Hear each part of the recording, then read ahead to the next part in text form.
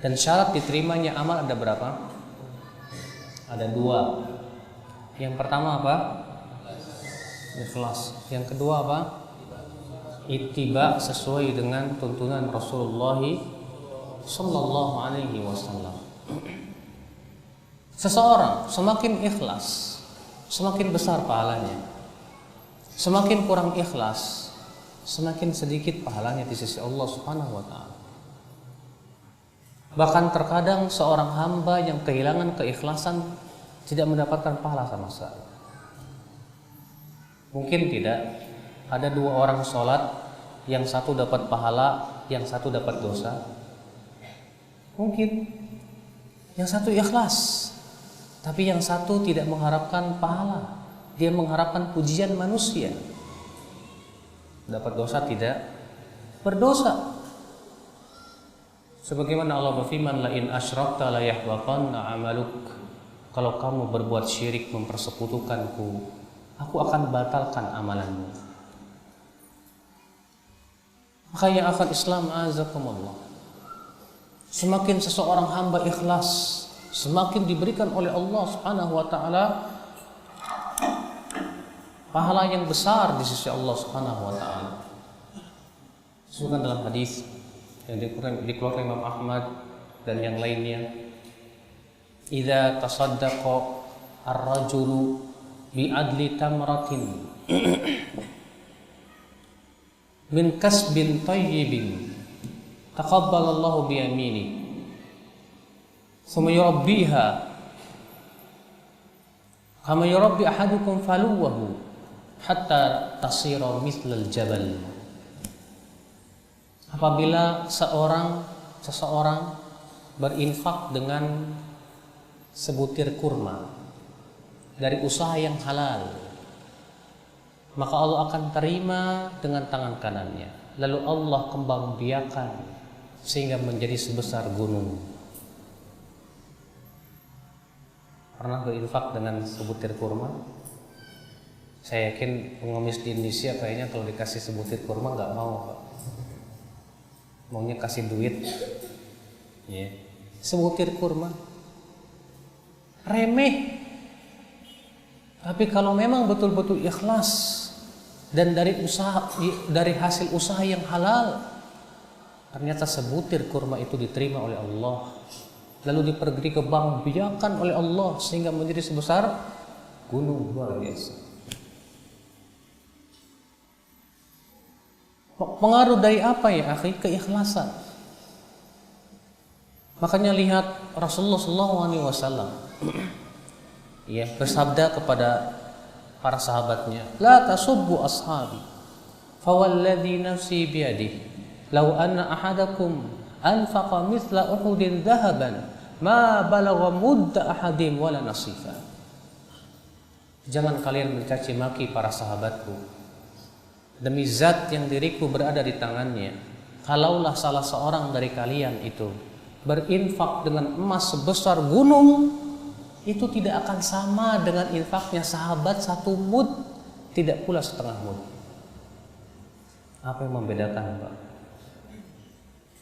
Keimanan dan keikhlasan. Mereka jauh lebih kuat keimanannya dari kita. Mereka jauh lebih ikhlas. Iya. Sehingga infaknya mereka satu mud itu bisa mengalahkan infaknya kita emas sebesar gunung. Luar biasa. Maka dari itulah ya akhir Islam azakumullah, masalah keikhlasan jangan disepelekan. Walaupun memang untuk ikhlas bukan sesuatu yang mudah. Sufyan Ats-Tsauri berkata, ma'alajtu syai'an asyadda minan niyyah. Aku tidaklah meluruskan atau mengobati sesuatu yang lebih berat daripada niat itu. Berapa banyak amalan-amalan yang besar, pahalanya sedikit hanya karena gara-gara niatnya yang kurang ikhlas.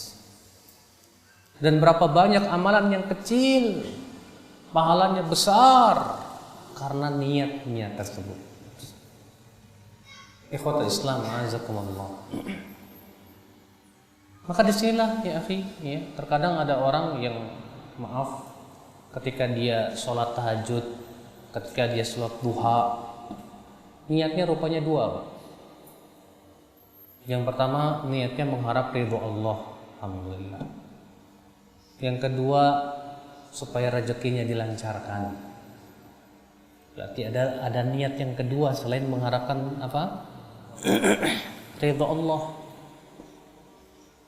Niat yang kedua itu apa? Mengharapkan dunia. Yang seperti ini diterima nggak kira-kira, Pak? Kata Al-Imam As-Suyuti dalam kitab Al-Ashbah wa Nadhair, apabila ada orang berhaji, niatnya dua. Yang pertama, niat haji karena Allah. Dan yang kedua, niat karena ingin berbisnis.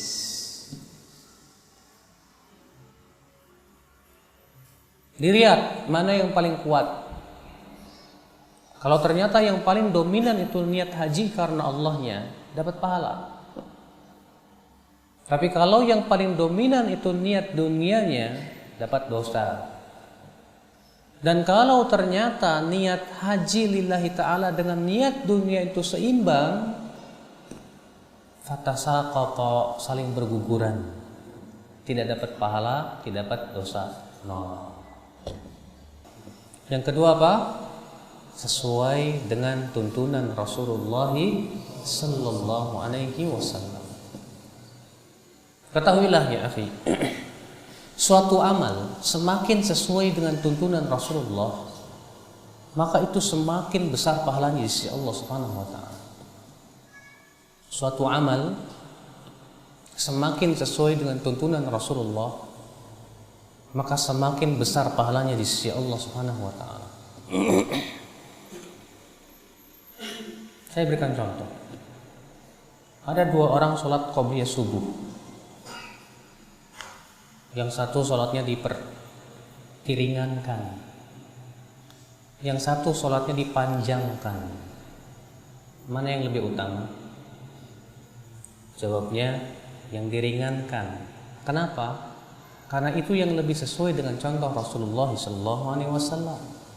Kata Aisyah, Rasulullah SAW kalau sholat qobliyah subuh, beliau meringankannya. Beliau apa? Meringankannya sampai-sampai aku tidak tahu apakah beliau baca Al-Fatihah atau tidak. Maka ini jelas lebih utama. Contoh lain, ada dua wanita berdialog dan berkata, saya mau sholat berjamaah di masjid. Kenapa? Karena sholat berjamaah 27 kali lipat daripada sholat sendirian. Langkah kaki saya ke masjid pun diberikan pahala oleh Allah Subhanahu wa taala. Di dalam masjid pun saya didoakan oleh para malaikat. Yang satu lagi si wanita berkata, saya mau sholat di rumah saja. Apa alasanmu? Kata Rasulullah, la tamna'u ima Allah, ya wa buyutuhunna khairun lahun. Kalian jangan mencegah para wanita untuk pergi ke masjid, namun rumah mereka lebih baik buat mereka. Kira-kira besaran mana Pak pahalanya Pak? Yang di rumah apa di masjid? Yang di rumah buat wanita itu. Walaupun mungkin yang pergi ke masjid lebih capek, ya enggak? Tapi yang di rumah lebih besar pahalanya. Kenapa? Karena lebih sesuai dengan anjuran Rasulullah sallallahu alaihi wasallam. Makanya kita ya dalam beramal semaksimal mungkin, bagaimana amalan kita semakin mendekati amalan yang dilakukan oleh Rasulullah SAW dari sisi tata caranya. Karena itu lebih besar pahalanya di sisi Allah Rabbul Izzati wal Jalal.